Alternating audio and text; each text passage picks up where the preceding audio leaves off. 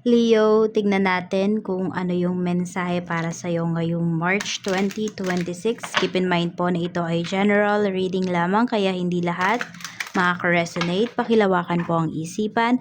At kung hindi ka pa nakasubscribe dito sa ating channel, please subscribe and hit the bell button para lagi kang updated every time na meron tayong uploads. Kung nais mo namang mag-avail ng ating private readings, ng ating rituals, ng ating Lucky Charms. Ayan, makikita mo yung link sa description box. Nandyan po yan sa baba. So, click nyo lang po yon para ma-direct kayo sa ating Facebook page. And pwede rin naman sa WhatsApp. Nandyan din yung aking WhatsApp number. Overall energy, spirit guide for Leo. So, we have rebirth. Ayan po. So, may mga pagbabago sa life po ninyo. Actually, mas lively kayo ngayong month na to, Leo. Full of energy. Tignan natin. Parang you're very passionate din about your life. About sa mga, about sa mga pagbabago sa life mo. Sabi nga, di ba, parang nabuhay kayo ulit, ganon. Parang sobrang fresh ng energy mo, ng aura mo ngayong month na to. So, tignan natin. Nakikita ko rin dito madaming gustong dumikit sa'yo Kaya mag-iingat lang kayo kasi pwede may mga psychic vampires, mga energy vampires kayo na makadeal.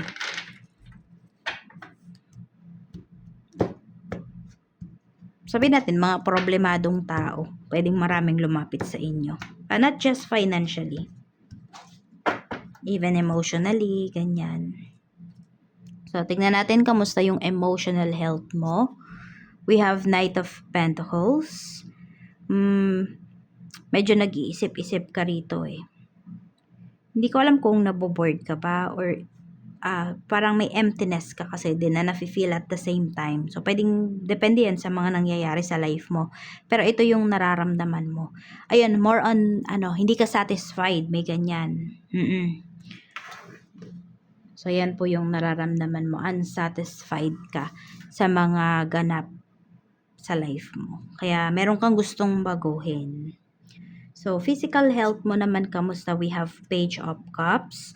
Okay naman po yung iyong financial, yung iyong physical health. Ayan. Medyo emotional lang din. So, yung heart mo, medyo mag-iingat ka dun sa mga kinakain mo. So, kain ka ng mga may omega-3 na mga pagkain. Okay? Ayan.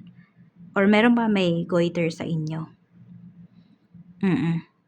So, kain kayo ng mga seafoods. Yun yung gawin po ninyo as much as possible. Balanced diet. Tapos, ayun, keep yourself hydrated. Lalo na kung nasaan man kayo, mainit or malamig na lugar. Ayan po. And yung iba rin sa inyo, makakatulong din po sa inyo yung pagpunta sa dagat. Yan. At saka maglakad kayo ng nakatapak. Pero syempre, you make sure na wala kayong matatapakan na bubog or anything na makakasakit po sa inyo Ayan. Kahit hindi naman kayo sa dagat, sa dalampasigan maglakad-lakad, Pwedeng sa garden po ninyo if mayroon kayong garden. O pwedeng sa madamo o kaya naman sa lupa, ganon. Yan, practicein nyo to. Makakatulong to sa inyo. Para ma-ground niyo yung inyong sarili at kung meron dito nararamdaman kayong stress, yan, ma-heal nyo yan. Made-detox yung ninyo, katawan po ninyo. Tignan natin sa mental health naman, kamusta? We have 9 of Pentacles. So, marami din sa inyo dito, Leo. Okay naman po kayo kasi okay yung kaperahan ninyo. So, nakalink daw yung inyong nakalink yung inyong stress sa inyo pong kaperahan. So, totoo naman yan, diba? Kapag walang pera, mainit ang ulo. Nag-overthink. Maganda naman kasi yung pinapakita dito pagdating sa kaperahan nyo. So, possible, okay din yung inyong mental health. Ibig sabihin kasi, diba, makaka-feel ka kasi ng sense of security. Kaya din, marerelax yung mind mo. Tignan natin naman, family energy, kamusta? We have Page of Swords. So, may pasaway dito na family members. We have the Chariot. Laging tumatakas or nagbabiyahe. So, pwedeng meron kang family members ngayon na, alam mo yon, nagpaalam lang na pupunta sa ganito, makita nyo, nasa malayong lugar na. Basta merong pasaway dito, alis ng alis. We have 9 of Cups. Ayan, pagdating naman to sa mga friends mo. Meron tayong 4 of Pentacles. So, kung may nangutang sa inyo na isang kaibigan, makakabayad na po yan. We have Ace of Swords. Meron din ako nakikita ditong offer mula sa isang kaibigan. So, offer to ng mapapagkakitaan. So, yung iba sa inyo ito, Knight of Pentacles, 'di ba? So, pwedeng kaya kayo nakakaisip din. Hindi naman sa nai-insecure kayo, pero pwedeng napapaisip kayo dito sa i-offer sa inyo ng inyong kaibigan. Kasi nakita mo kung gaano gumanda yung life niya. So, yung iba po sa inyo, yun, more on pagdating to sa trabaho. Pwedeng o-offeran kayo. Basta o-offeran kayo ng pagkakakitaan nitong kaibigan po ninyo. Ano to ha? Good deal po ito. Hindi to scam. Kaya nasa sa inyo na lang kung kung i-accept nyo ba or matatakot kayo. Tingnan natin, Leo. Sa trabaho naman, sa mga may current job. So, we have the Magician. So, relevant pa po kayo dito pagdating sa inyong trabaho. We have 4 of Swords. May peace of mind naman po kayo sa work. We have 6 of Swords. Pero at the same time, naiisip talaga nung iba sa inyo. So, feeling nyo, marami sa inyo nasa comfort zone nyo na kayo. So, meron dito, ayaw nang umalis. Meron naman dito, masyado ka nang relax. Kaya parang gusto mo namang bigyan ng challenge yung inyong sarili. Meron dito, naghahanap ng new environment pagdating sa work. So, tignan natin, pagdating sa mga naghahanap ng trabaho. We have 4 of Cups. Ngayong March wala pa rin. Kasi pwedeng yung iba sa inyo, nagiging mapili po kayo. Or iniisip nyo yung sasabihin ng ibang tao. Kapag in-accept ko yung trabaho na to, tas ganito lang yung salary, or ganito yung trabaho na i-accept ko, ano kaya yung sasabihin ng ibang tao? So, pwedeng yung iba sa inyo, yun yung iniisip po ninyo. Kaya, ayun, kaya din ito, may nakakaramdam kayo na dissatisfied kayo. Ayun pala, hindi unsatisfied, dissatisfied. Mali yung sinabi ko kanina. Kaya pala, medyo napaisip din ako nun dissatisfied yung iba sa inyo. So, yun ito yun. So, medyo, ayan, sabihin natin, may stagnant energy pa rin para sa inyo sa mga naghahanap ng trabaho ngayong month na to. Tignan natin, okay, sa mga nagbabalak namang mag-resign dyan. 10 of Pentacles. Meron tayong Queen of Wands. So, parang desidido na talaga kayo We have the High Priestess. Ayan, alam mo na din yung next move mo. So, kapag ganito, sigurado na talaga kayo, go nyo na yan. Oo. So, hindi naman kasi kayo ipapahamak ng inyong intuition. Basta wag kayo kasi magkaiba yung intuition natin sa nararamdaman natin. Baka naman mamaya emotional lang kayo dito ha. So, pag ganun, pag-isipan nyo talaga.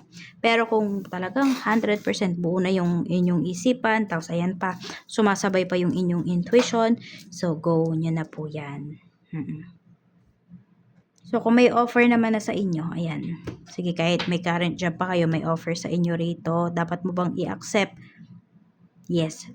Yan for a new beginning talaga. So, siguro yung iba sa inyo, kaya din nyo, yung mga may current job dito, kaya nyo rin talaga naiisip yan kasi pwedeng may offer sa inyo rito. So, pwedeng nandun din na natatempt po kayo na i-accept yan. Magiging happy ka raw dito. Mas magiging happy ka actually. So, yun. Sa mga naghahanap ng new environment, pagdating sa trabaho, may na-offer sa inyo, accept nyo na po yan. Tignan naman natin, kamusta yung kaperahan. Kamusta naman po ang kaperahan, Spirit Guide? Sa kaperahan, we have 6 of Wands. So, ito, pwedeng kasi diba, meron tayong revert dito. So, pwede po yung iba sa inyo kasi ito. O kayong inyong kaperahan. Actually, may malaki kayong pagkakagasasan dito Leo. Merong ikakasal, ganyan. Or merong may magpupunta ba dito ng ibang bansa? So, ayan. Pwedeng ito yung isa sa mga pagkakagasasan po talaga ninyo. Ano yung dapat mong iwasan pagdating sa iyong kaperahan? 8 of Swords. Yun, iwasan mo na masyadong tipirin yung iyong sarili. Tapos, meron din po dito, meron kasi ako nakikitang pagtulong kasi. So, parang sinasabi kasi dito na kung kaya mo namang tulungan, siguro nga, kaya pala ayun. May mga lalapit nga, 'di ba nasabi ko 'yan, no, if I'm not mistaken, may mga lalapit sa iyo rito na mga problemado. So ito kasi pagdating sa kaperahan mo yung pinapakita. So, ayun, kung kaya mo naman at bukal sa loob mo, okay lang tumulong ka. Pero kung hindi naman bukal sa loob mo, wag na lang, okay? Kasi parang magkakasala ka pa kapag ganun eh. Kasi sa halip na nakatulong ka, baka nagkasala ka pa. Oo, yung tutulong ka na hindi naman bukal sa loob mo, tapos kung ano-ano yung sasabihin mo. Yung ganun. So, wag ka na lang tumulong kapag ganun. Iwasan mo. Umiwas ka na lang, tumanggi ka na lang kapag ganun. Pero kung bukal sa yung loob, go. Tapos ito, so yung iba nga sa inyo because of your energy, 'di ba? Kaya may mga lalapit. So yung iba naman po sa inyo, iwasan ninyong mag-post ng inyong mga achievements, lalo na pagdating sa kaperahan, pagdating sa kunwari may property kayo na binili, may ginastos kayong ganito ganyan, basta may binili kayo, pinost ninyo. 'Yon naman yung iwasan po ninyo para hindi kayo maging lapitin ng mga mangungutang. Yes, kayo na yung umiwas. Leo, oo, para hindi ka mamroblema, 'di ba? Kasi iba sa inyo, meron kasi dito, pwedeng hindi kayo sanay na tumatanggi, ganyan. Oo. Kayo pa yung nahihiya kapag tatanggi kayo. Kaya, yun, iwas na lang kayo as much as possible, 'di ba? Para mas ma-enjoy mo yung kaperahan mo na walang ibang nangaabala sa iyo. So, tingnan natin kamusta naman lagay ng relasyon. Pero punta muna tayo sa mga single. Meron bang paparating para sa'yo ngayong month ng March? Possible, ayan po. So, ganito lang yan. Parang kung ma-manifest ka or if you are manifesting a relationship, possible na meron pong dumating. Meron din namang pinapakita rito kahit hindi ninyo hiniling, basta align na siya, okay, aligned na magkaroon kayo ng love life. This is the divine timing, possible magkaroon kayo ng relasyon. So, sige, kung mayroong darating dito, 8 of Cups. So, sa malayo, LDR to. Hindi po pursue ka talaga nung tao na to. Meron nga dito, pwedeng nitong month mo lang siya makausap, tapos pupuntahan ka niya kaagad. Oh, ayan oh. I-spoilin ka ng tao na to. Whether sa material na bagay, sa oras, yan. Basta hindi madamot sa'yo yung tao na makaka-deal mo, na makakarelasyon mo. Leo. Sa mga in a relationship naman, tignan natin. We have 8 of Pentacles. We have 7 of Cups. So, puro trabaho yung nakikita ko rito. So, medyo mawawalan po ng oras sa'yo yung person mo. Pwedeng yung mga usapan ninyo, iigsi. Why? Kasi sobrang nagfo-focus yung person mo dun sa future ninyo. Sa mga plans ninyo together. So, paalalahanan mo siya, yan, kung sabihin natin, nakukulangan ka nga sa oras na binibigay niya. So, paalalahanan mo siya na mas mahalaga yung ngayon. Okay? Huwag mo din kakalimutan yung ngayon. Kahit na nagpaplano ka para sa future natin. Sabihin mo yun sa kanya. Kasi meron dito baka matuon yung atensyon sa ibang tao. Yan. Sabihin natin, vice versa naman yan. Yan. So, tingnan natin. Oo, pwedeng meron dito magkasala, ha? We have the Lovers. Kaya kausapin mo talaga or maging open ka sa person mo pagdating sa bagay na to. Kung ikaw man yung nakukulangan sa oras. Or sabihin natin, sabihin mo yun sa kanya. Sabihan mo ko kapag nakukulangan ka na sa oras na binibigay ko, ha? Yun, kasi baka mamaya masyado akong nalilibang sa pagtatrabaho, sa pag-build ng future natin. So, pag sabihin nyo yun sa isa't isa, or paalalahanan mo siya, and sabihin mo rin, or sasabihin ko rin sa'yo, sabihin mo sa person, sasabihin ko rin sa'yo kapag kukulang ka na sa oras, or, 'di ba, yung parang naghahanap na ako ng attention, sasabihin ko yun sa'yo. Yes, may mga tao naman kasi talaga na na, 'di ba, ibibigay nila yun sa'yo pag talagang gusto nila. Pero kasi may mga nakakalimot talaga. Siguro sabihin natin baka nasanay yung person mo na hindi ka naman nagrereklamo kapag sobrang busy niya sa trabaho, yung nawawala na siya ng oras sa'yo, yung ganyan. 'Di ba? So, may mga tao din kasing insensitive. So, yung gano'n. Kaya mas maganda na sabihin, 'di ba, kaysa mag-isip ng mag-isip. Yung ganyan. Kailangan maging open. Open and honest communication. Napaka-importante niyan sa relationship ninyo ngayon. Sa mga married naman po, kamusta? We have Two of Pentacles, Four of Wands. So, yung person mo, ipaprioritize po talaga yung asawa mo, ipaprioritize talaga na yung inyong relasyon, yung inyong marriage, yung inyong family. So, ito, tapos na talaga yung kahirapan dito sa inyong marriage. So, kung dati, meron dito nga, parang nagbebeg kayo ng oras, ng atensyon, ng pera towards sa asawa mo.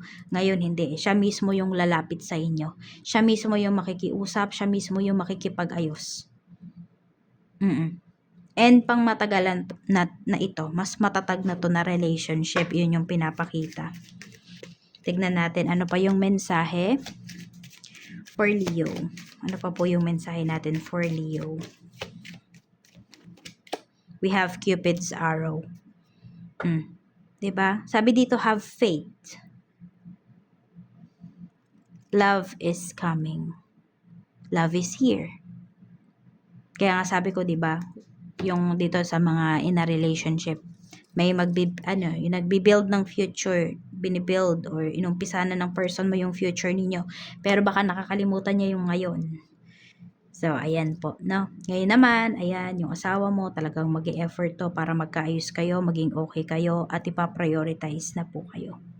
So, kung meron mang umextra na tao, na ibang tao sa relationship ninyo, na itong mga nakakaraang taon, buwan, mawawala na po yan, mas magiging okay na kayo.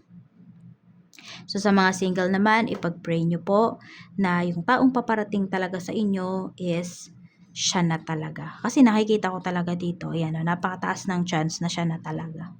So, ayan lang po yung mensahe para sa'yo. Leo, maraming salamat. Mag-iingat ka and see you again on my next video. Bye!